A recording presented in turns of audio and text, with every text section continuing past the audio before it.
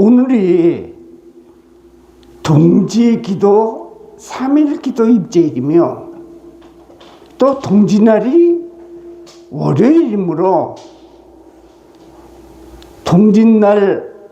동지달 초하루 법회를 동지법회와 같이 합니다. 그러니까 동지법회 때 3일째 되는 날은 제가 따로 어떤 법문을 하거나 이렇지 않고 같이 하기로 한 거예요. 내일 모레 월요일 날 00시 03분이 동지가 들어오는 시간입니다. 이때가 1년 중 낮이 가장 짧고 밤이 가장 긴 날입니다. 암흑이 절정입니다. 그러나 바닥을 친다고 그러죠. 고통이 절정이면 바닥을 치면은 희망이 시작되기도 합니다. 동지는 음력으로 계산하는 것이 아니라 1년 24절기 중 11월의 절기입니다. 이집트 사람이 창안한 현재의 양력은 태양을 중심으로 한 태양력이며 동양에서는 달을 중심으로 한 음력을 씁니다. 이 음력이 농사를 짓는데 어려움이 많아 19년 동안 7번의 윤달을 넣어서 쓰게 되는 것이야. 그래서 이 농사를 짓게 한 절입일로서 이 동지가 절입일에 해당이 되는 것입니다. 그래서 양력으로 동지는 항상 12월 21일, 22일, 23일이 됩니다. 20날이나 24일날은 되는 적이 없어요. 3일 중에 하나입니다. 특히 서양에서는 동지를 태양이 살아난다고 해서 설날의 축제를 지냅니다. 그런데 동지가 음력으로 동지달 초순에 들면 애동지, 중순에 들면 중동지, 하순에 들면 노동지라고 합니다. 그래서 그 해에 윤달이 들 때는 애동지가 많아요. 애동지는 집안에 애가 있는 집은 팥죽을 쓰면 애들에게 살이 많이 생긴다고 합니다. 해서 팥죽을 쓰지 않고 절이나 외부에서 쓴 것을 애들 말고 어른들이 많이 먹습니다. 근데 어저께 그 얘기를 하니까 여기 중부서에 있는 사람이 애들이 요즘 어린이집에 갔는데 어린이집에서 팥죽을 주는데 어떻게 쓰면 좋겠느냐고 그러더라고. 그 말도 일리가 있는 얘기야. 먹지 말라고 그럴 수도 없고 먹지 말라면 뭐에 몰릴 것 같고 근데 있는 집에서는 웬만하면서 토요일날 안 가는 집이 많으니까 동짓날 가서 팥죽을 먹이지 말라고 얘기하는 게 나을 것 같아요. 이런 세시 풍속을 흡수하여 이제는 전국 사찰에서 중요한 법회로 자리 잡고 있습니다. 또 우리 부회장이 얘기를 하기에 어느 자리에 가면은 동지 기도를 100일 동안 하는 데가 있대요. 근데 보통 일주일 하는 데도 있어요. 근데 3일 하는 데가 제일 많아요. 근데 이제 어떤 사람은 전화를 와서 왜 다른 데는 뭐 21일 동안 이렇게 길게 하는데 여기 3일밖에 안 하냐 얘기를 하는데 그 상황에 맞춰서 하는 것입니다. 여하간 동지풍습은 팥죽을 먹고 뿌립니다. 많이들 들고 가시라는 경례입니다. 오늘 여기 모이신 분들도 팥죽을 미리 썼으니까 많이 들고 가세요. 태양은 음령으로 봤을 때 양이고 남자를 양이라고 취급합니다. 그래서 아들을 낳은 집에는 금줄에다가 빨간 꽃을 매다는 거야. 오행상 화고, 남방은 붉은색이고 밝음을 표시하고 희망을 표시하는 것이요. 그래서 집안 곳곳에 뿌리는 것은 어둠을, 퇴기, 귀신을 몰아낸다 이게.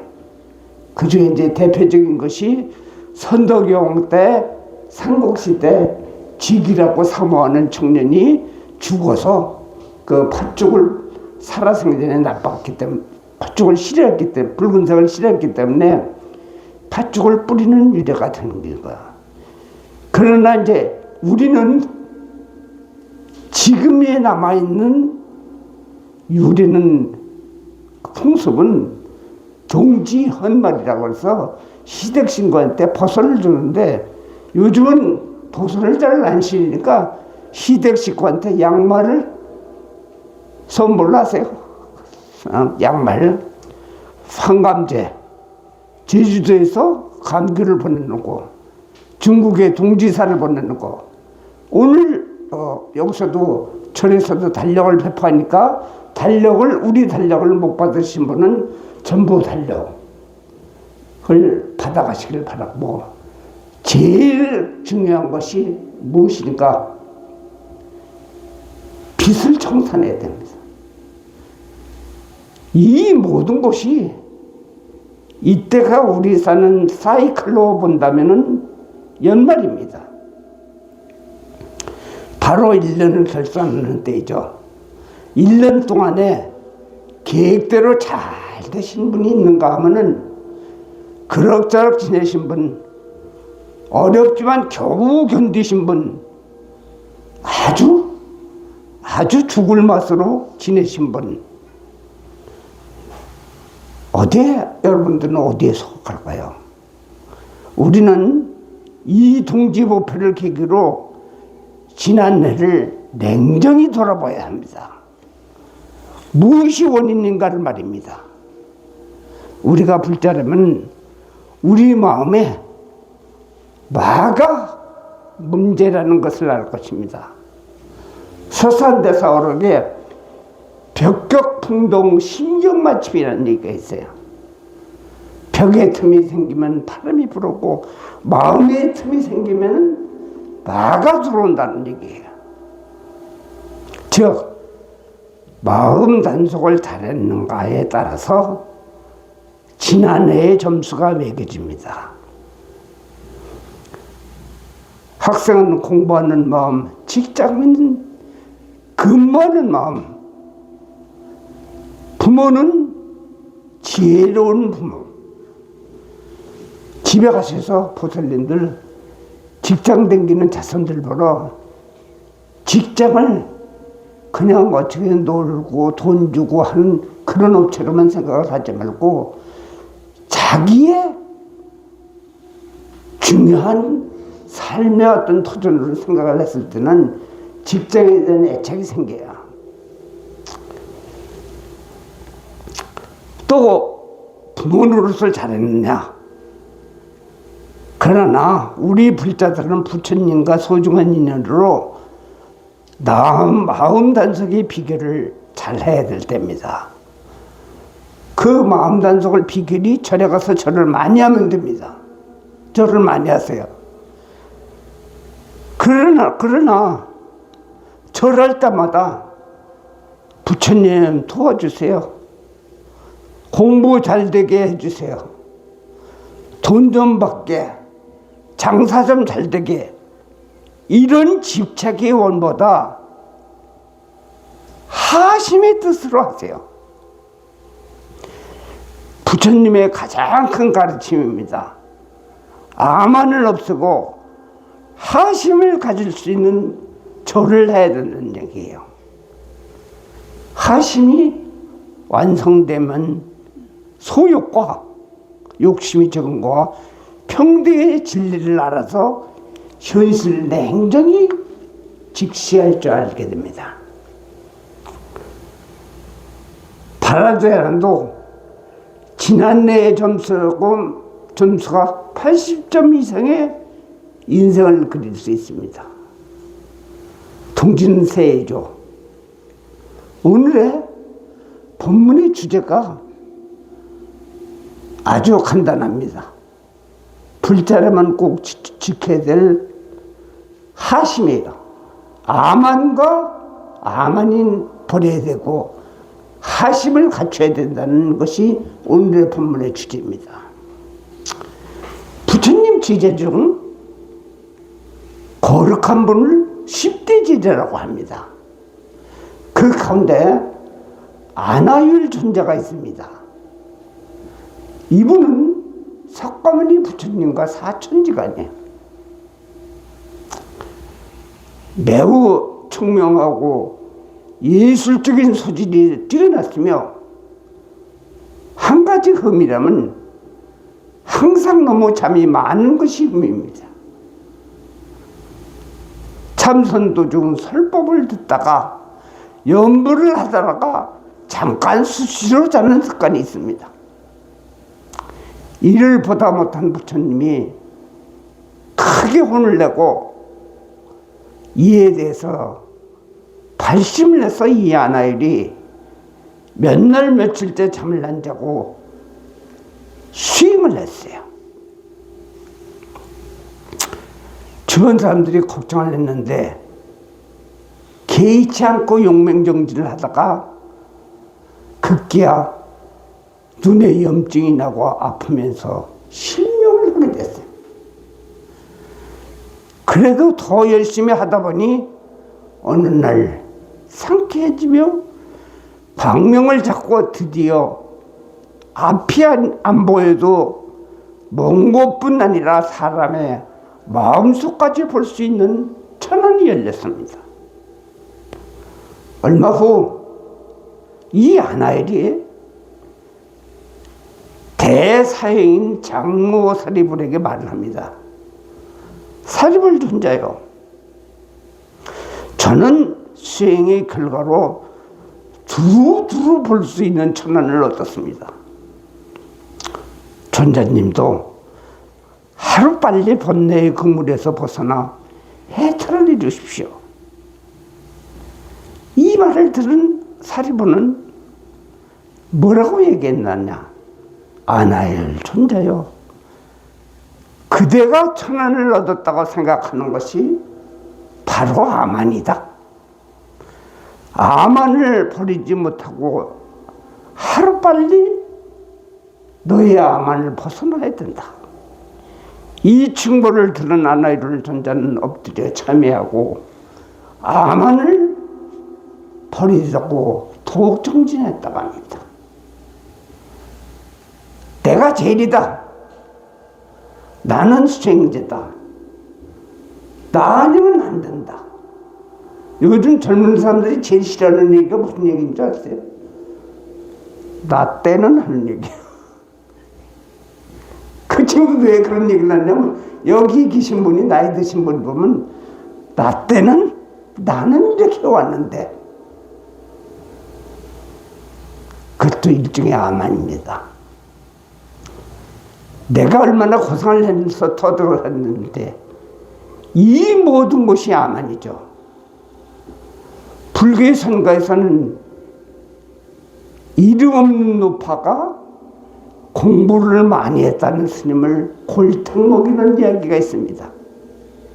그 중에 대표적인 것이 금강경에 통달을 했던 주금강 스님, 덕산 스님이 길을 가다가 떡을 사 먹으려고 했는데 떡 파는 노파가 스님이 금강경에 통달하시는데 금강경에 대한 법문에 대해서 답을 해주시면 떡을 공짜로 주겠소.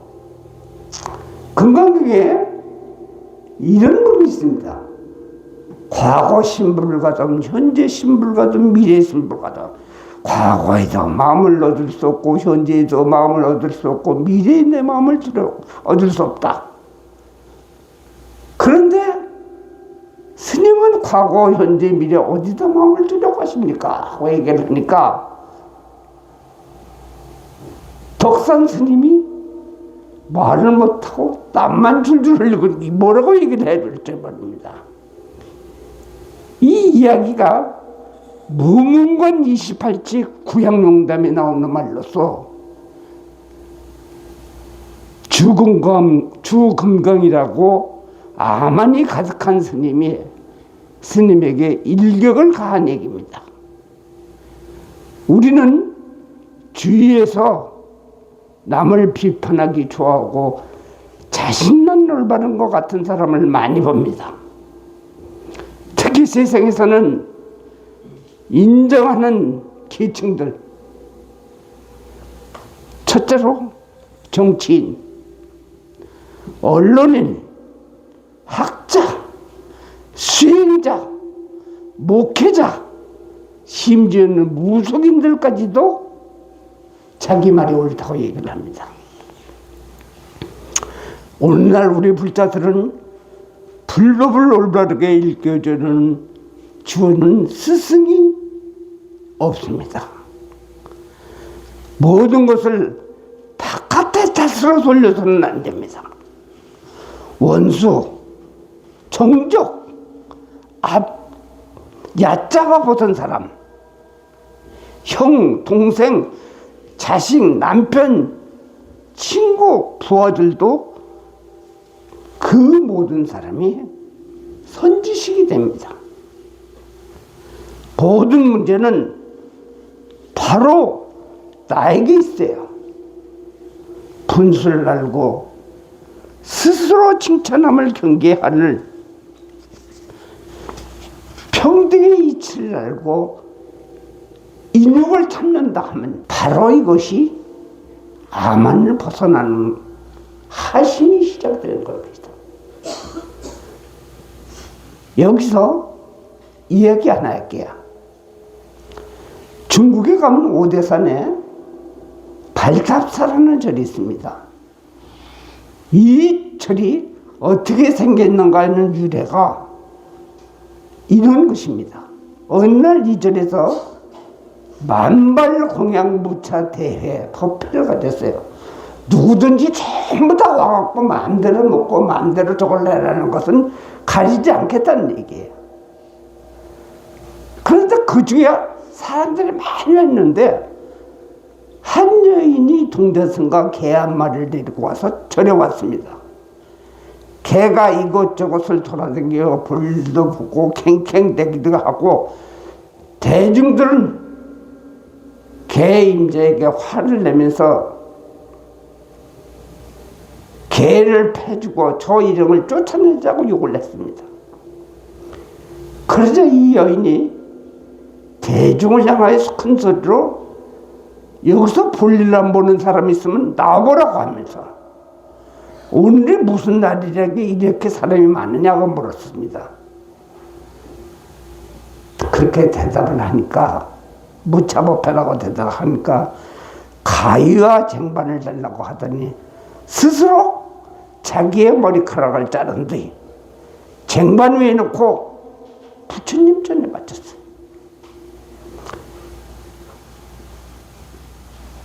이를 본 대중들은 그 여인을 칭송하고 보살이라고 부르며 따뜻하게 맞았다.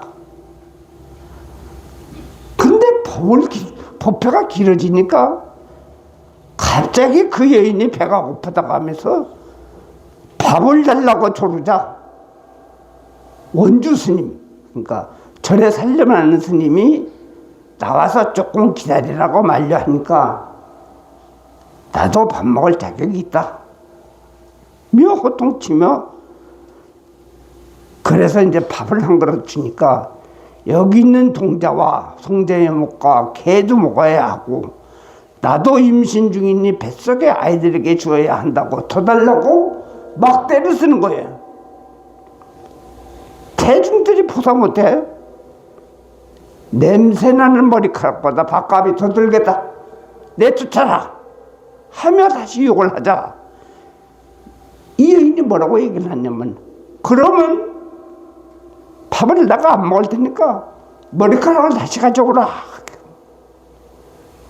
동자승을 시켜서 쟁반 위에 머리카락을 다시 가져오자. 머리카락을 치고 이 여인이 자기 머리에 대자 머리카락이 자기 전의 모습으로 붙어버렸어요. 그 여인이 말하기를 조금 전에 내 개를 패주고 싶다고 했으나 내 개를 남이 패는 것을 원치 않으니 내가 직접 이 개를 패대기 치겠다며 개를 높이 들어 땅에 내리시니 개는 청사자로 변하고 하늘에는 무지개가 뜨며 여인은 청사자를 타고 하늘을 오르며 뭐라고 얘기했느냐? 중생들아, 평등한 마음을 배워라. 머리카락 자르기 전에는 못되고 더럽다 하더니 머리카락 자르고 나는 보살이라 칭송하는 마음을 보아라. 그러니 다시 욕하는 너의 마음을 보아라. 바로 그 여인이 문수보살이었습니다. 이에 대중이 참여하며 법문을 청하니까 때리면 맞고 밀치면 뒹굴뿐 있고 얼굴에 침 뱉으면 마를 때까지 그냥 두어라. 이런 사람이 진정한 보살이다. 그 후에 쟁반에 몇 가락 남았던 머리카락을 모아 탑을 만들어 절을 지으니 이것이 중국의 오대선의 발탑사의 유래입니다. 바로 이 부분은 사람의 변덕 같은 마음으로 자신을 합리화하는 평등과 어긋난 이에 대한 경쟁입니다. 이 또한 하심의 역행입니다. 동지를 맞은 지금 올 한 해 어떤 용심으로 분별과 아만을 갖고 지내셨는지 또 평등한 마음을 잊고 살았는지 이 모든 것이 자기 탓이라고 생각하는지 동지는 빛과 에너지가 생성하는 시점입니다. 지난해가 어떻게 했는지 보다 앞의 세상을 위해 우리 가족의 행복을 위해 지금 이 순간부터 아만을 버리고 하심을 시행한다면 오늘 동지법회 참석을 기뻐할 수 있을 겁니다. 오늘 동지 법문을 이것으로 마치겠습니다. 나무 석가모니볼, 나무 석가모니볼, 나무 시어본사 석가모니볼.